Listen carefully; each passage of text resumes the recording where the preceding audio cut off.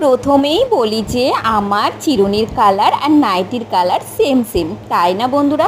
তো হ্যাঁ, আমি এখন দুপুরবেলায় খাওয়া দাওয়া করে ঘরে এসেছি। আর ঘরে এসেই চুলটা তো সেই স্নান করে রান্নাবান্না করি, তো সেই জন্য বাঁধাই থাকে।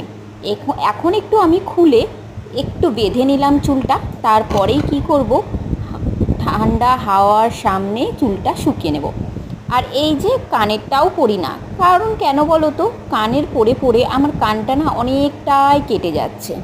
তো ভাবছি কানের আর পরবই না, তবে কি মাঝে মাঝে পরতে হয়, বিকেল টিকেল বেলায় একটু পরতে হয়। তো এই যে কানেরটা পরে নিয়েছি, আর ফাঁকা কান কিন্তু দেখতেও ভালো লাগে না।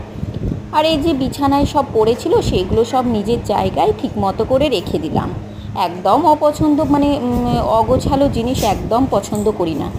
আর আমার ছেলে ঘুমিয়ে আছে। আমার না বিছানাটা মানে পরিষ্কার করাই হয়নি।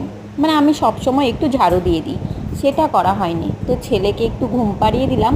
আর আমার ছেলে কিন্তু 1:30টার মধ্যেই ঘুমিয়ে পড়ে, 1:30-2টো বাজলেই ওর চোখে কিন্তু ঘুম চলে আসে। তো যাই হোক বন্ধুরা, আবার কিন্তু আমি ঝাড়ুটা ঠিক জায়গায় আমার জায়গায় রেখে দিলাম। আর আমি এমনই, যেখানকার জিনিস সেখানে রাখতে খুব খুব পছন্দ করি।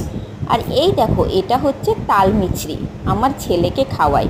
চিনি তো আমি খাওয়াই না, ওই জন্য তাল মিছরিটা সামনে ছিল, তোমাদেরকে দেখিয়ে দিলাম।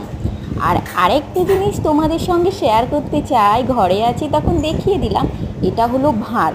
ভাঁড় কে কে রাখো নিজের জন্য বলো তো? আমি রাখি, কিন্তু আমি টাকা জমাতেই পারি না, ভাঁড়টা আমার ফাঁকাই পড়ে থাকে, একটু জমে, হ্যাঁ, তারপরে আবার ভেঙেও ফেলি। তো যাই হোক বন্ধুরা, এবার আমি কিন্তু দুপুরবেলায় ঘুমিয়ে পড়বো, আর একটু জল খাবো ভাবলাম, তো বোতলটা ফাঁকা। তো ভিডিওটা ভালো লাগলে লাইক কমেন্ট শেয়ার করে দিও প্লিজ।